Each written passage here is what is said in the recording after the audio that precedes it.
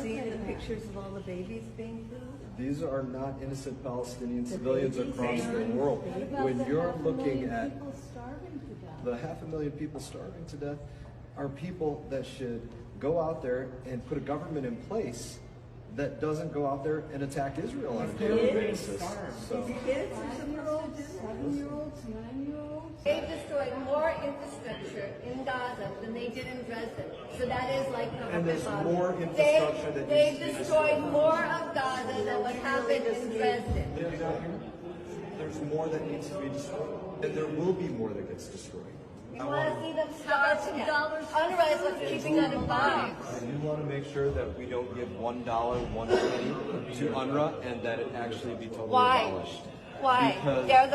They were set up in 1948 to serve the refugees of Palestine. That's what they were created for. So the UN created it because they were displaced from where they lived. And the United Nations was moronic for creating UNRWA. You are heartless.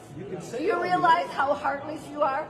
These children are being slaughtered, and now you want to take away the last bit of food and water and supplies and medicine. You want to take the last bit they have? I'll make sure your tax dollars don't go to UNRWA. I'll do everything that I can to make sure they don't go.